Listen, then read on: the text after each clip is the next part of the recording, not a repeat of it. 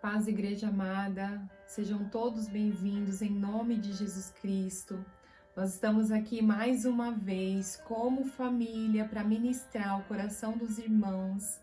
E eu sou muito grata a Deus por esse tempo, por esse momento de poder estar compartilhando com os irmãos tudo aquilo que o Espírito tem ministrado no meu coração.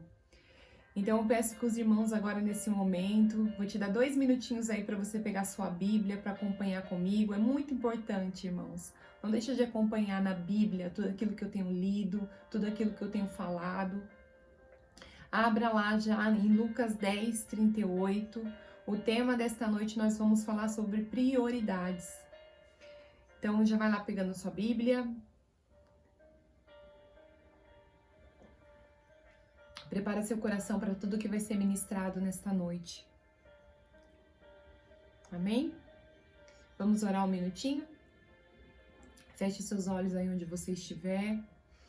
Papai amado, nós estamos aqui, ó Deus, reunidos no Teu nome, Senhor, para Te glorificar, para Te bendizer, para dizer que Tu és bom, Senhor, que Tu és santo, que Tu és, Senhor, fiel, Deus vivo e verdadeiro, Senhor. Nós estamos aqui, ó Deus, à Tua disposição, Senhor. Faz da maneira que Tu queres, faz como Tu queres, ó Deus. A casa é sua, Senhor.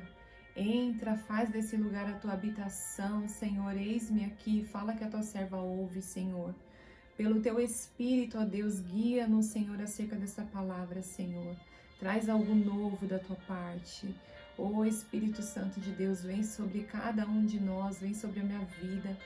Vem sobre cada um daqueles que vão estar assistindo, Senhor, em nome de Jesus, Senhor, que o Senhor possa ministrar o nosso corpo, alma e espírito, Senhor, trazendo novidade de vida, Senhor, e nos tirando, Senhor, de todo o nosso comodismo, ó Deus, de toda a nossa conformidade, Papai, mas nos leve, Senhor, a Tua vontade, o Teu querer, Senhor, em nome de Jesus Cristo, guia-nos, ó Deus, nesta noite, Pai, para que seja feito o melhor diante da Tua presença, Senhor.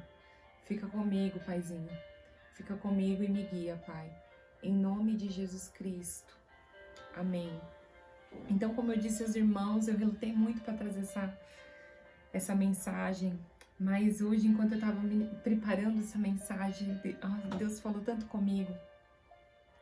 E eu glorifico a Deus por isso, que eu não estou aqui para fazer a minha vontade, nem as minhas escolhas, mas eu estou aqui a serviço do Rei, para fazer a vontade dele. E se ele está dizendo que é para falarmos sobre prioridades, é porque tem pessoas que ainda não venceu nessa área. E eu sou aqui só um canal da parte de Deus para ministrar os corações dos irmãos e o meu próprio coração. Amém? Então vamos ler aí o texto, acompanha comigo, Lucas 10, 38. E aconteceu que indo eles de caminho, entrou em uma aldeia. E certa mulher por nome Marta o recebeu em sua casa. E tinha esta uma irmã chamada Maria, a qual assentou-se também aos pés de Jesus e ouvia sua palavra. Marta, porém, andava distraída em muitos serviços e, aproximando-se, disse: Senhor, não te dá de que a minha irmã me deixe servir só? Dize-lhes, pois, que me ajude. E respondeu Jesus e disse-lhe: Marta, Marta, estás ansiosa e afadigada com muitas coisas, mas uma só é necessária. E Maria escolheu a boa parte, a qual não lhe será tirada. Quando nós olhamos para esse texto, nós só conseguimos pensar em Maria, a Maria que priorizou a chegada de Jesus, já correu, já ficou ali nos pés do Senhor, ouvindo tudo que ele tinha para dizer, mas nós nos esquecemos de Marta, e nós só falamos: nossa, mas que horror, como que chega Jesus na casa de Marta ali, dos irmãos, né? E ela não faz ênfase à visita dele.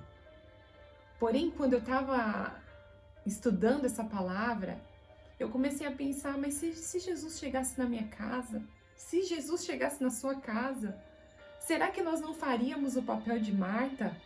Será que nós íamos deixar tudo do jeito que está e imediatamente nós íamos sentar nos pés de Jesus e começar a ouvir a ministração dele. E eu comecei a ver que a preocupação de Marta era uma preocupação legítima, porque Jesus ele nunca estava sozinho. Ele estava de 12 para cima.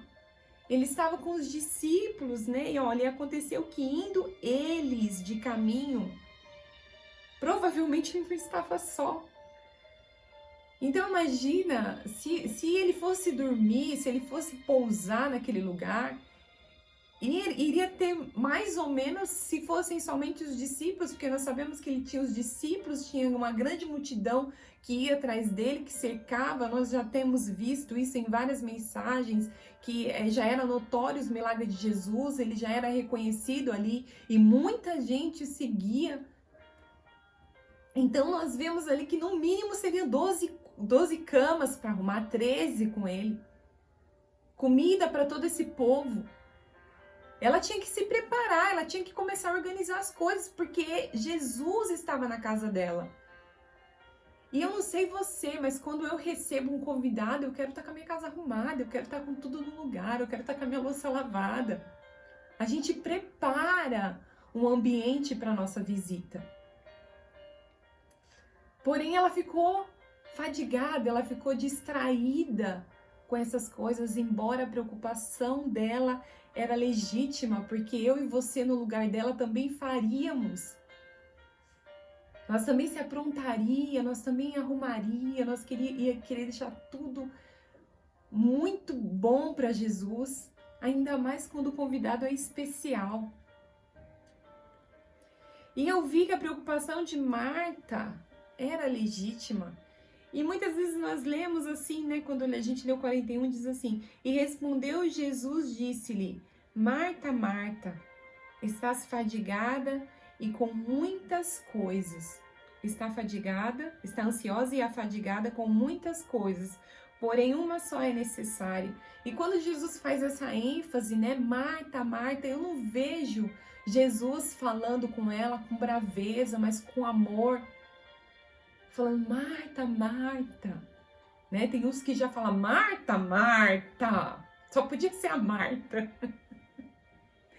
Mas não, porque lá em João 11:5 vai dizer que Jesus amava Marta. E engraçado que nesse texto ele começa falando de Marta. Vamos ler lá. Em João 11:5 diz assim, olha.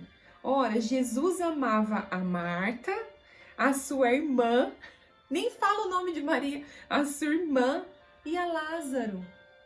Eles eram amigos de Jesus, eles eram pessoas queridas dele.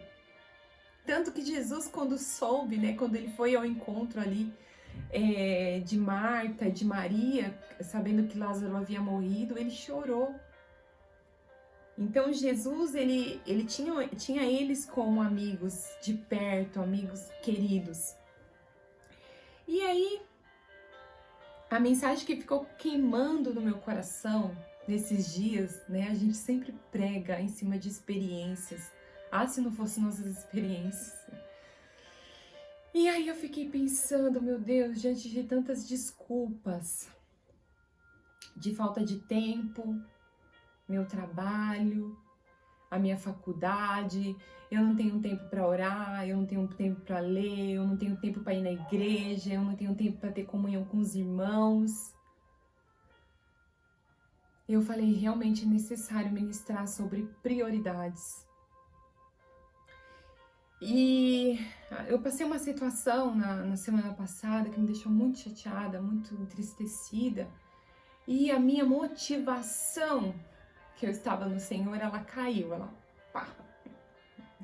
É engraçado que quando nós estamos motivados diante do Senhor, nós se sentimos tão maduros, tão cheios do Espírito Santo, tão ousados. Mas quando vem a situação, parece que a maturidade ela vai embora. Parece que toda essa motivação que você tava, ela parece que ela vai a nível zero. E aí, começando a ver algumas coisas também ao meu redor, vendo as coisas decaindo, eu falei, peraí, o que tá acontecendo? E o Senhor me falou algo tão tremendo, Até escrevi num grupo que a gente tem, falando a respeito de motivação. Que nós não podemos fazer as coisas para o Senhor somente quando nós estamos motivados. Porque foi isso que o Senhor falou para mim. Você não está motivada, mas é agora que você tem que fazer. É agora que você vai ter que ler, é agora que você vai ter que meditar, é agora que você vai ter que orar, é agora que você vai ter que se prostrar. Porque nós não andamos por motivação. É como você ir para academia. Quando você vai o primeiro dia, você tá super motivado, eu vou emagrecer, eu vou ganhar músculo, eu vou ficar forte. Mas daí passa um, passa dois, passa três, o que acontece? A adrenalina baixa. E aí você fala, ai, que preguiça. Ai, hoje eu não tô tão motivado. Ai, mas você tem que fazer o quê? Você tem que ir. E aí o Senhor começou a ministrar o meu coração, dizendo assim, nós vamos viver dias maus, dia de tristeza, dia de frustrações, dia de angústia, dia de perseguição. Então eu não posso escolher somente servir o Senhor de todo o meu coração, de toda a minha devoção, somente quando eu estou na minha motivação. Que eu preciso fazer isso também quando eu não estou motivada. E aí, diante disso, de toda essa situação, me veio aquela certeza no meu coração, dizendo assim, que nós só priorizamos aquilo que nós achamos importante. Se eu tiver uma consulta hoje marcada para o meu filho, eu vou. Porque ela está na minha agenda e eu preciso priorizar aquilo. Se eu trabalho de segunda a sexta e meu horário de levantar são às 6 da manhã, então eu vou levantar às 6 da manhã porque eu dependo daquele trabalho. Então eu vou priorizar levantar às 6 da manhã porque eu preciso do trabalho. Eu preciso do final do mês receber o meu salário. Então eu preciso priorizar. E quando eu priorizo, o que acontece? Eu posso estar doente, eu posso estar mal, eu posso estar gripado, meus filhos podem estar doentes, mas eu tenho que estar no meu trabalho. Não é assim que acontece? Por quê? Eu priorizo aquilo que é importante. E quando nós não priorizamos a presença de Deus, e quando nós não priorizamos nosso tempo devocional, nosso tempo de devoção, de entrega no Senhor, não é porque eu não tenho tempo, não é por causa que o meu trabalho tá cheio, eu tô cheio de coisa para fazer, não é por causa da minha faculdade, não é por causa dos meus filhos, por causa do meu marido, é porque eu não acho que aquilo é importante para minha vida. Eu até acho, eu até penso que é importante, mas não ao ponto de eu colocar aquilo em prática. Como eu comecei aqui falando a respeito de Marta, era legítimo ela querer arrumar casa, era legítimo ela querer colocar tudo no lugar, era legítimo, muitas pessoas estariam na casa dela, muitas camas, muitas louças, muita comida ela teria que fazer. Era legítima a preocupação dela e é legítimo a minha e a sua preocupação. Os nossos dias têm passado muito rápido e nós temos muitos afazeres. Nós ficamos distraídos em muitas coisas e afadigados em muitas coisas, mas uma só é importante porque dela depende a nossa vida. Porque a Bíblia diz assim, olha, que tudo isso daqui vai passar. Tudo isso vai acabar. Nós vamos ser arrebatados, nós vamos morar no céu. E isso ainda é verdade. Então o que eu devo priorizar é a minha vida com o Senhor, é a minha vida com Deus. Porém, não devemos buscar a Deus somente quando estivermos motivados, porque nós andamos pela fé. E o que eu tenho aprendido, que a fé não é acreditar somente, a fé é depositar toda a minha confiança. Por que eu consigo fazer isso com o meu trabalho? Por que eu consigo ter essa prioridade, essa fidelidade com o meu trabalho de levantar, de ir e vir, de não faltar, só faltar numa hora que tiver muita necessidade? Mas quando eu falo de priorizar a presença de Deus, eu não consigo. E isso é muito sério, porque como eu disse, disso depende a minha vida. Disso depende a minha vida. E o que é relevante nessa mensagem é que verdadeiramente as nossas desculpas são legítimas. Porém, nós precisamos arrumar um tempo na nossa agenda. E enquanto eu estava preparando essa mensagem, Deus é tão maravilhoso que Ele faz a gente lembrar pontos para a gente poder acrescentar e dar vida nesta mensagem. Enquanto eu escrevia, eu me lembrei, eu dentro da casa da Verônica. Eu lembro que a gente estava lá, eu não lembro o que a gente estava fazendo, mas nós estávamos lá. E conversa vai, conversa vem, você sabe que os crentes, eles não têm pressa, né? E já era de madrugada, eu não lembro se era 3h30 ou se era 4h30 da manhã. Mas se ela estiver assistindo, ela vai se lembrar. E o relógio dela despertou. Olha o que o Senhor me fez lembrar. O relógio dela despertou e eu falei, nossa, amiga, você acorda tão cedo? Aí ela ficou meio desajeitada, dela, Eu falei, por quê? Nossa, se levanta esse horário. Eu insisti, olha, curiosa. Eu insisti. E ela virou pra mim, ela falou assim pra mim, eu levanto pra orar. Porque se eu levantar na hora de trabalhar, eu não consigo ter o meu tempo de orar. Então é o priorizar. Na hora que ela me falou aquilo, eu, meu Deus, Senhor. Ache um tempo na sua agenda.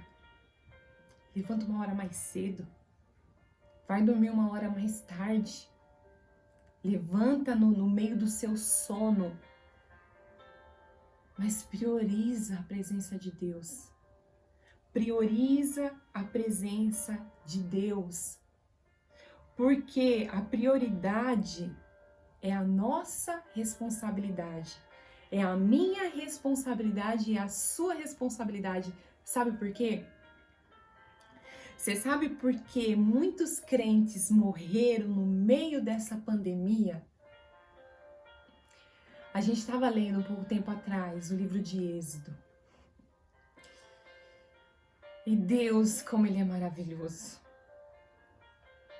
Sabe por que muitas pessoas morreram na pandemia? Porque elas não estavam cumprindo o seu papel de sacerdotes. E o mediador dessas pessoas era a pastora, era o pastor, era o presbítero.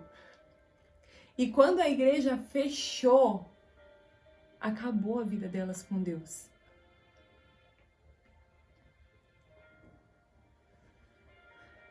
Só que a responsabilidade é minha e a responsabilidade é sua.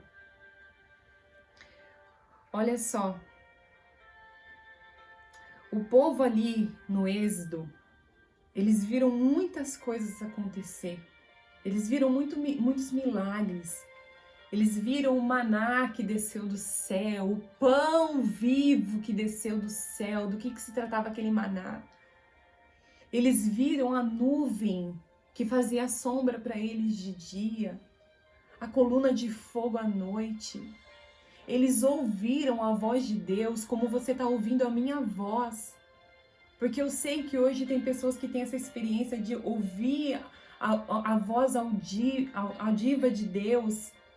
Mas é muito difícil porque geralmente através da palavra de Deus e através da nossa consciência que o Espírito fala conosco, mas eles ouviram da mesma maneira que você está ouvindo a minha voz, eles ouviram a voz de Deus. Porém, vamos ler lá. Deixa eu ver se eu anotei aqui. Êxodo 20:18.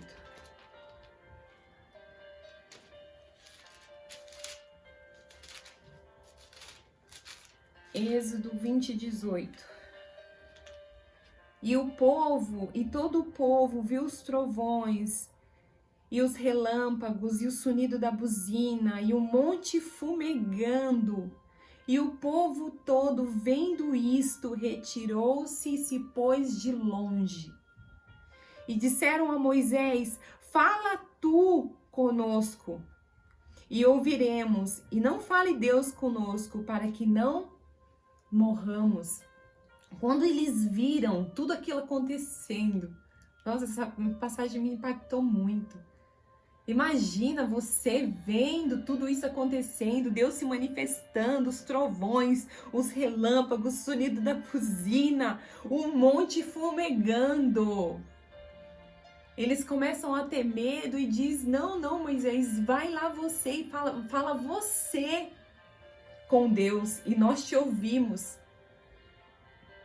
Eles tiveram medo porque Moisés ali ele estava sendo o intermediador entre Deus e eles. Moisés estava ali no meio, ouvindo de Deus e trazendo para o povo. Porém, o Senhor se manifestou para que todos vissem a glória dele. E muitas pessoas hoje estão fazendo do pastor o Moisés, o intermediário. E eu vou te falar uma coisa, era legítimo também esse povo pensar isso, porque ele diz assim, ó, fala você com ele, senão nós vamos morrer. Nós sabemos ali que o povo não podia subir ao pé do monte, porque o Senhor já havia sido já tinha feito uma ordenança ali que era para eles ficarem em torno, em volta, porque eles não poderiam subir, porque senão eles iam morrer por causa da soberania, da santidade de Deus. Então eles não poderiam. Mas teve um que com a sua cruz, ó, nos ombros, subiu a montanha. Subiu a montanha e lá no pé do monte, ele morreu. Ele morreu para que quando ele morresse, nós fôssemos feitos filhos de Deus. Sabe por que filhos de Deus? Porque o sacerdócio aqui era somente por filiação. Aqueles que deveriam ser os sacerdotes, que teriam que vir da tribo de Levi e que teriam que ser os filhos de Arão, não era por habilidades. Deixa eu ver se eu mantenho aqui.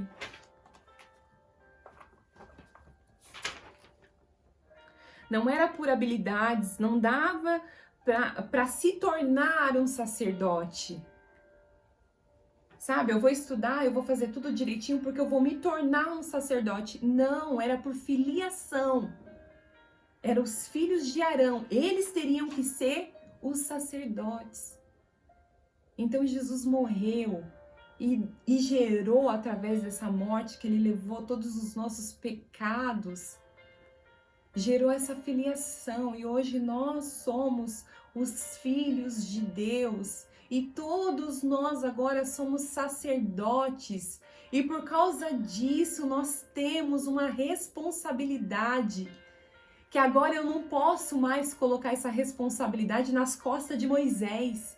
Eu não posso mais colocar essa responsabilidade nas costas do pastor, nas costas da pastora.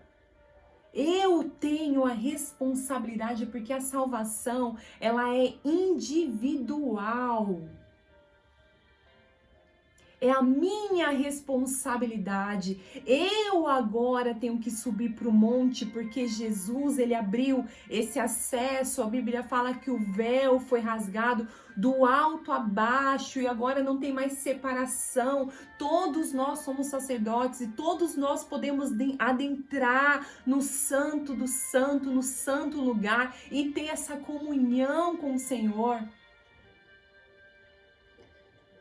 Consegue entender o tamanho da nossa responsabilidade? Porque ainda hoje, dia 18, é dia 18 hoje?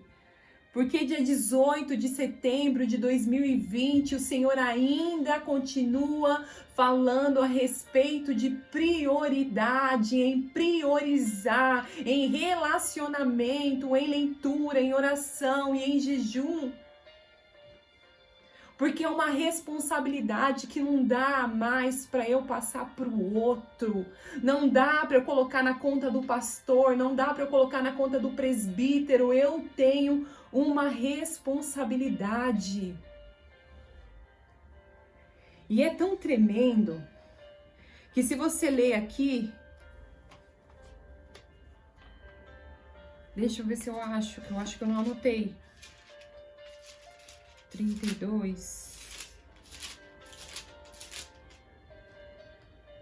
Se você ler no 32, diz assim, ó.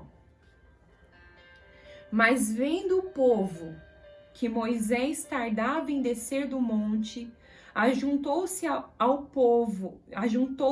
povo a Arão e disseram: levanta-te e faze-nos deuses que vão adiante de nós. Olha só o que eles fizeram. Faze-nos deuses que nos guiem.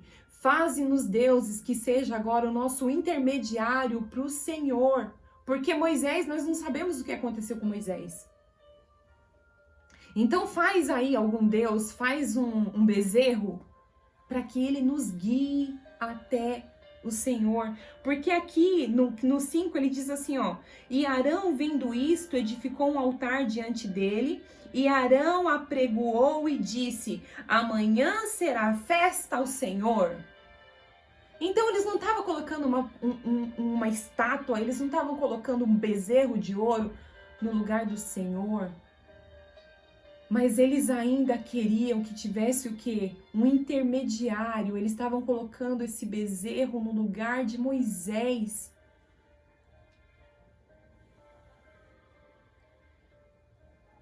E hoje nada é novo debaixo do céu. Nada é novo. Tudo já se passava, tudo já acontecia.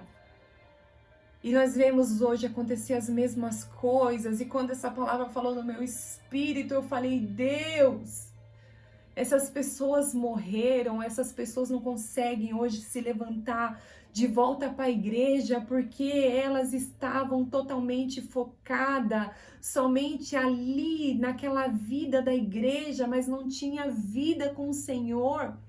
E quando a igreja fechou, as pessoas morreram espiritualmente, porque o contato, o papel de sacerdócio dela, elas não estavam cumprindo.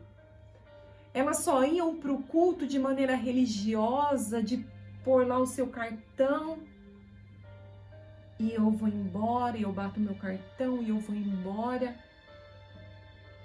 E isso não trazia para essas pessoas o que é a novidade de vida.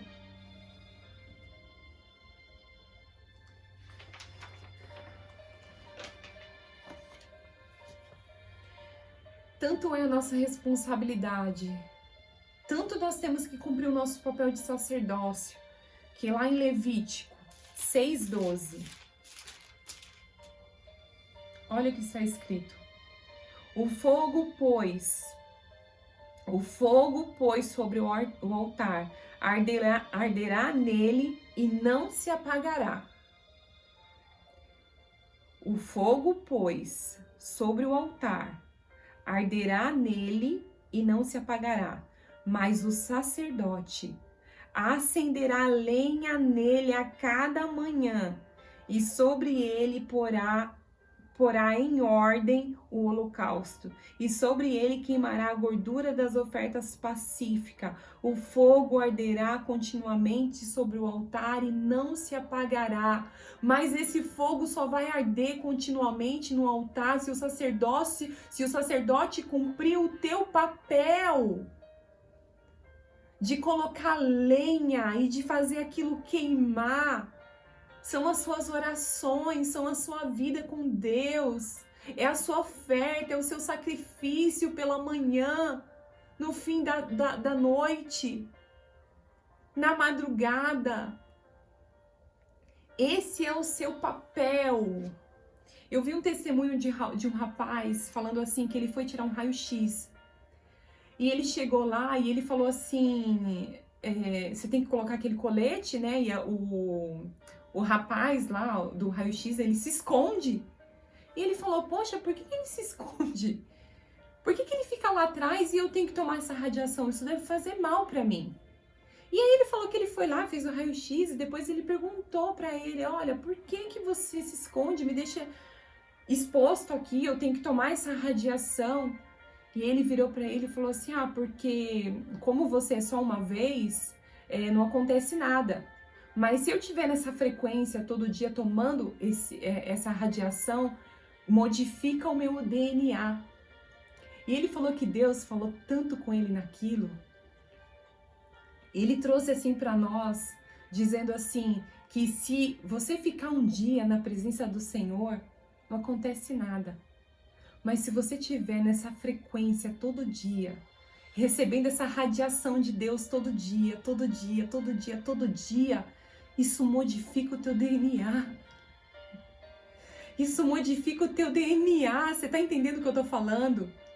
Isso modifica a tua vida, modifica o teu DNA, seu DNA de filho amado na presença do Senhor. Olha o que isso significa. Então se exponha a essa presença todos os dias. Se exponha, e eu não vou me cansar de dizer, entra no teu quarto, fecha a porta do teu quarto e ora ao teu Pai em secreto, que te ouve em secreto e te recompensará em secreto. Deposita, não somente acredita, mas deposita toda a sua confiança diante do Senhor, que Ele vai fazer algo novo. Um dia não vai fazer diferença, mas quando você se expor a essa frequência, dia após dia, dia após dia, dia após dia, isso vai mudar a sua vida. Isso vai mudar a sua vida. Então nós temos a responsabilidade para manter o fogo. Nós precisamos colocar lenha. Nós precisamos colocar o holocausto, prepará-lo todos os dias para que isso não se apague, para que isso não termine. E essa responsabilidade é individual, a salvação é individual. Nós não vamos poder, irmãos, colocar na conta dos líderes. Nós não vamos poder colocar na conta dos líderes. E depois que você começou essa comunhão, depois que você começou essa comunhão na presença do Senhor, aí você completa, sabe com o quê? Com a igreja. Da vida da igreja na sua vida, a vida da igreja na sua vida, porque é na igreja que nós somos transformados, é na igreja que nós somos formados. Nós na igreja recebemos a informação, não para a gente aprender, mas para a gente ser formado, porque o evangelho foi para isso. Foi para isso que ele foi anunciado, para ele nos formar, para que nós fôssemos formados segundo a convivência da igreja, segundo a convivência do corpo. Eu, nessa frequência de intimidade com essa vida da igreja, começa a formar o quê? O meu caráter.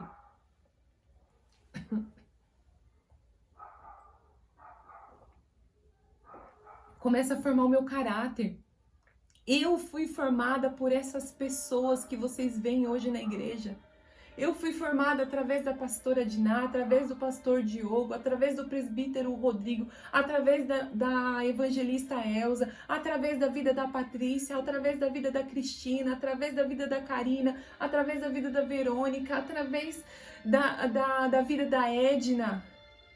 Essas pessoas me formaram e essas pessoas, o convívio. E quando a gente fala isso, irmãos, a gente acha assim que é só a parte boa. Ai, nossa, que delícia, que convívio, que coisa maravilhosa. Não, não é. Teve momentos de dor, teve momentos de decepção, teve momentos de tristeza, teve momentos da gente nos enfraquecer, teve desentendimento, teve. Mas isso formou. Isso formou meu caráter, isso formou quem eu sou através das crises, através da igreja, porque eu até dei esse exemplo ontem para Elza, falando um corpo sem a perna, tira a perna fora. O corpo, ele vai continuar, ele vai estar mancando, mas ele vai continuar andando. Mas a perna fora do corpo, ela vai necrosar, não tem vida. Então a gente tem que estar todo mundo dentro do corpo, tendo essa frequência de intimidade no secreto, priorizando o secreto e essa vida de igreja no corpo, para nós sermos ajustados. Ajustados como, irmãos? Infelizmente, nós só aprendemos as coisas diante das dificuldades, diante das decepções, diante das crises. Então, meu irmão, eu vou te dizer uma coisa, você vai se decepcionar muito. Dói, irmãos, dói crescer. Dói. Às vezes a gente tira uma pessoa como ídolo, uma pessoa como Moisés, e de repente você vê Moisés fazendo algo errado, e aí você quer, sabe, morrer. Mas é aí que Deus está te ensinando, é aí que Deus está te moldando, é aí que Deus está te fortalecendo, é aí que Deus está te levantando. É no meio da crise, é no meio da dor, é no meio da dificuldade. Então nós tivemos dificuldade, sim. Mas sabe aquilo que eu falei naquela outra mensagem, o se submeter uns aos outros? Porque esse ambiente de família também gera perdão, gera liberdade de quando você não tá bem, você chegar e você falar. Olha que coisa maravilhosa, Deus fala assim, olha, se você confessar o teu pecado para Deus, você é perdoado. Mas se você confessar o teu pecado uns aos outros, você é sarado, você é curado. É muito grandioso isso. É muito grandioso. Deus, ele te perdoa. Mas através de você se render, através de você se humilhar e através de você se colocar na posição assim de você tirar o seu orgulho e falar o seu problema pro outro, expor o teu problema pro outro, isso causa cura em você. E aí é esse corpo que edifica, que estrutura, que cresce em amor, em dificuldade, sim. Mas tudo isso vai moldando o nosso caráter, tudo isso vai moldando, tudo isso vai gerando algo na nossa vida. Jesus ficou 3 anos formando Cristo nos discípulos. Porque, como eu falei, você falar apenas, você trazer uma informação, a pessoa aprende. Mas quando a pessoa vê a vida da pessoa em Cristo, ela é formada, ela é transformada. E aqueles homens viram tudo que Jesus estava fazendo. Jesus sendo a própria palavra ali andando e sendo notória por todos, e aquilo modificou a vida daqueles homens.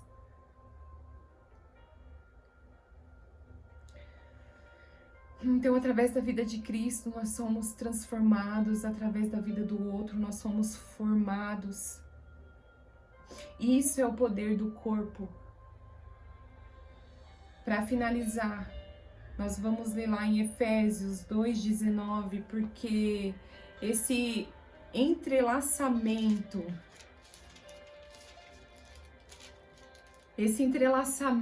sabe?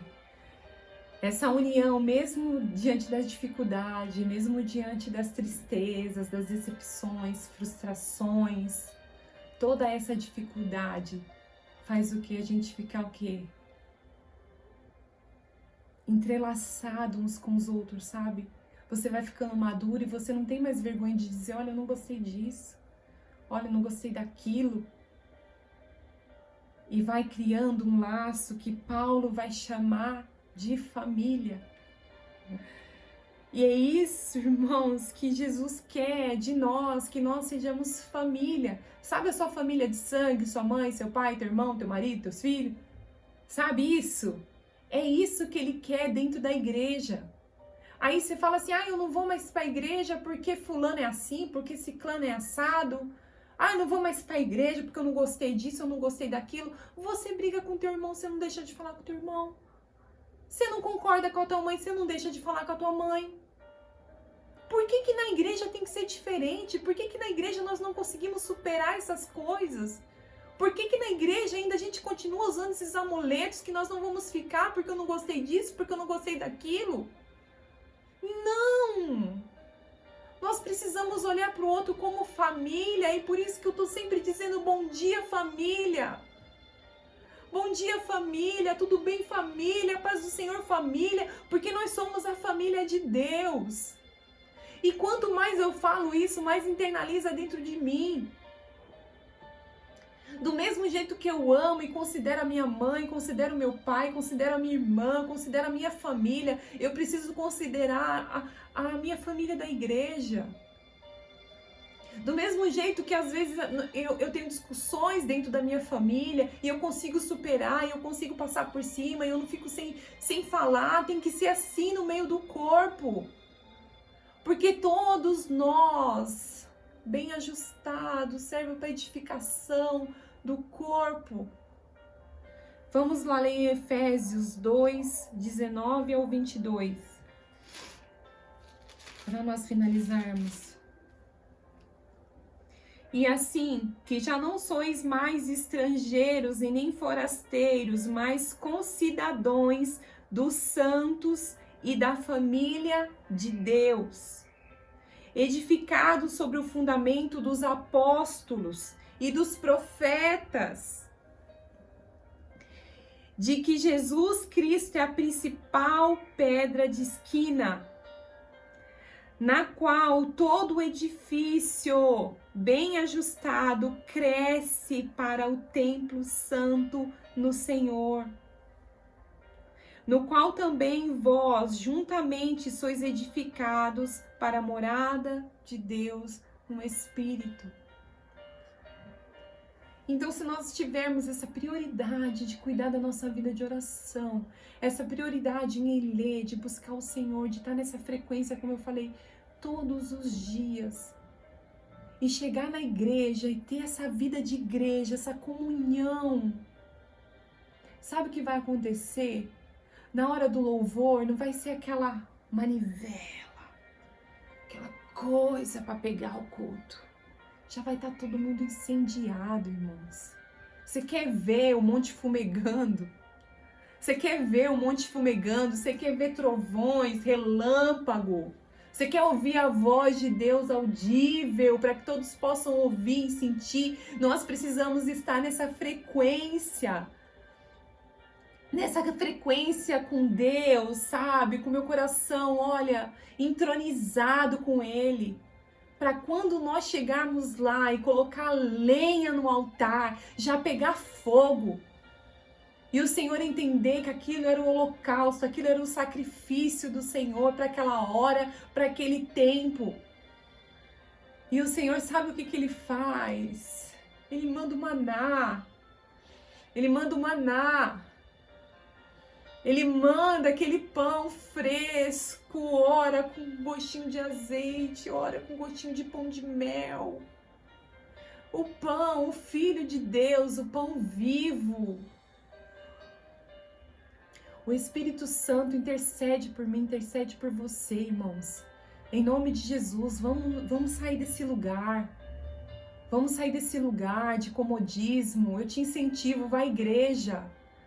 Vai à igreja.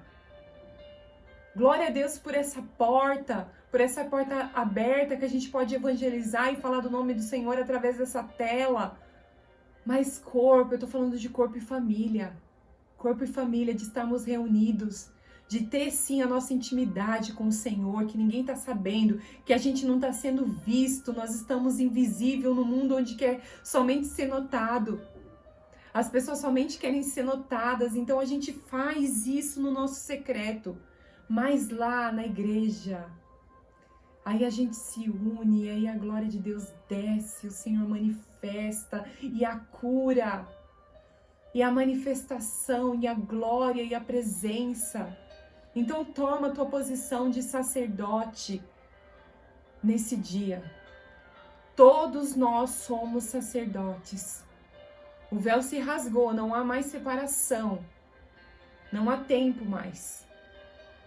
Entra no teu lugar, faz o teu papel de sacerdote, entrega ao Senhor aquilo que lhe é devido. Sabe, irmãos? Nós somos as únicas criaturas de Deus que temos problemas existenciais, que nós não sabemos qual é a nossa identidade. Você não vê o sol ter problema de identidade. Ele sabe muito bem o que ele veio fazer. Você não vê as aves tendo problema de identidade. Elas sabem exatamente o que elas têm que fazer. As ondas do mar, elas sabem aonde ela vai, aonde ela tem que parar. Agora nós, sabe por que nós temos esse problema?